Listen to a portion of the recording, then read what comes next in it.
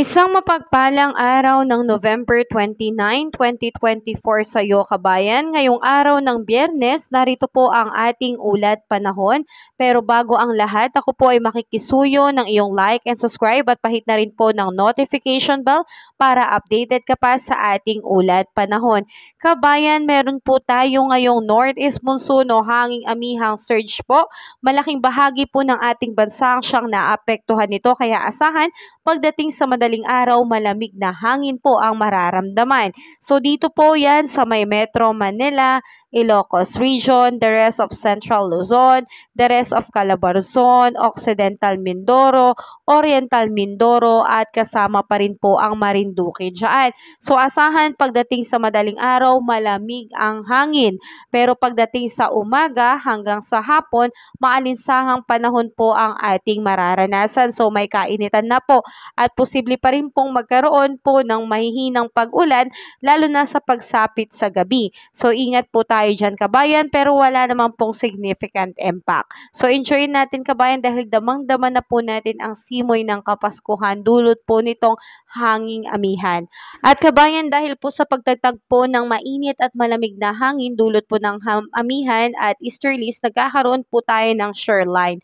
So ito pong shoreline kabayan ang siyang nakakaapekto po dito sa area ng Cagayan Valley, Cordillera Administrative Region, Aurora at Quezon. So asahan pagdating ng hapon at gabi, asahan ng pagkakaroon po ng partly cloudy to cloudy skies at rains and thunderstorm po. So posible po itong magbunsod ng mga biglaang pagbaha and landslide lalo na kapag nagkaroon po ng moderate to heavy rain po. So ingat tayo dyan. At ito naman pong ITZZ, isa pong weather system din po natin, ay siyang nakakaapekto naman dito sa may Caraga, Davao Region, Northern Mindanao, Eastern Visayas, Bohol, Siquijor, Basilan, Sulu at Tawi-Tawi. So magdadala ito kabayan ng maulap na kalangitan na may kalat-kalat na pag-ulan na may kasamang kulog at kidlat lalo na pagsapit ng hapon at sa gabi. So posible rin po itong magdulot ng mga biglaang pagbaha and landslide lalo na po kapag moderate to heavy rain po ang aasahan dyan. ITCC po ang siyang nakakaapekto. At sa natitirang bahagi ng ating bansa kabayan, ito po ay makakaranas ng partly cloudy to cloudy skies with isolated rain showers and thunderstorm, lalo na pagsapit ng hapon at gabi, posible rin po itong magdulot ng landslide. Sa ngayon kabayan ay wala pa po tayong sama ng panahon na binabantayan. Ito lamang po mga kaulapan, dulot po nitong hanging amihan at intertropical convergence zone na siya pong nagpapaulan sa malaking bahagi po ng ating bansa. Kaya asahan natin ngayong araw na ito hanggang Saturday, November 30 ng hapon, apektado po ng pag-uulan, dulot po nitong hanging amihan at ITCC, ito po mga lugar na aking babanggitin. Heavy to intense rain, 100 to 200 millimeters po na pag-ulan dito po sa area ng Camarines Sur kasama po ang Albay, kaya ingat ang lahat dahil posible po itong magdulot ng marami at malawakang pagbaha. At asahan naman moderate to heavy rain, 50 to 100 millimeters na pag-ulan dito sa may Aurora, Quezon, Camarines Norte, Catanduanes, Sorsogon, Northern Samar, Eastern Samar, Southern Leyte at Dinagat Islands. Kaya ingat tayo dyan. Posible rin po ang pagkakaroon ng mga localized flooding. At dito rin kabayan, pagdating ng Saturday ng hapon hanggang Sunday ng hapon, December 1, unang araw ng Desyembre, magkakaroon po ng heavy to intense rain, 100 to 200 millimeters na pag-ulan. Dito pa rin po sa may Camarines Sur, Albay at Catanduanes. Kaya ingat ang lahat. Posible po ang pagkakaroon ng maraming pagbaha sa mga areas dyan. At moderate to heavy rain, 50 to 100 millimeters na pag-ulan na magdudulot ng mga localized flooding dito po sa may Quezon, Camarines Norte, Sorsogon, Northern Samar, and Eastern Samar. Kaya ingat ang lahat. So tayo po ay patuloy po makakaranas po ng pag-ulan ngayong araw na ito hanggang sa pagsapit po ng 1 ng Disyembre dahil po sa epekto ng ITZZ at Northeast Monsoon. So ingat tayo dyan kabayan ha.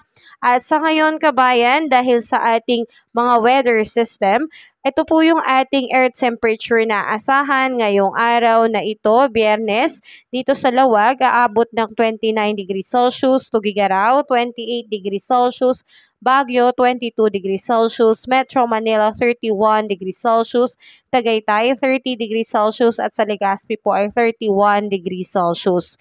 Dito naman kabayan sa may area ng Caline Islands at Puerto Princesa abot ng 32 to 33 degrees Celsius, Iloilo 32 degrees Celsius, Tacloban 30 degrees Celsius, Cebu 32 degrees Celsius, Cagayan de Oro 31 degrees Celsius, Zamboanga 34 degrees Celsius at sa Davao po ay 32 degrees Celsius. So pinag-iingat lalo na sa area po dito sa may Davao dahil magiging maulan dulot po nitong ITCC. Sa ngayon kabayan may nakataas po na gale warning signal sa baybayin po ng Batanes, Ilocos Norte, Ilocos Sur, Cagayan including Babuyan Islands and Isabela. Dulot po yan kabayan nitong northeast monsoon o hanging amihan na nagdudulot din po ng pagtaas ng alon sa baybayin natin na abot po ng 2.8 to 5 meters po. So, ingat tayo dyan, lalo na po sa ating mga kababayan na nakatira sa baybayin. So, asahan ang matataas na alon, kaya hindi po muna pinapayagang pumalaot ang ating maliliit na bangka like motor bangkas dahil ito po ay mapanganib sa karagatan sa mga baybayin na yan. Ingat na lang po tayo. So, kabayan, tayo po ay patuloy na maging updated sa ating ulat panahon dahil sa pagsapit nga po ng unang linggo ng Disyembre, posibleng meron pong dalawang sama ng panahon ang siyang mabubuo o papasok sa loob ng Philippine Area of Responsibility at kapag ito ay na-develop, ito po ay tatawaging bagyong Cherubin at Rumina. Kaya yan po yung ating antabayanan kabayan.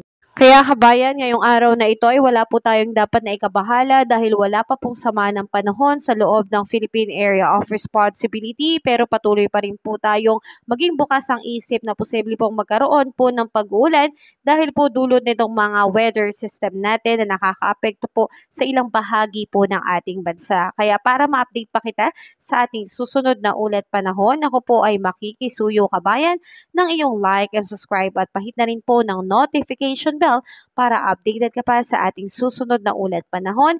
Ingat kabayan, have a safe day po sa lahat. God bless sa iyo kabayan.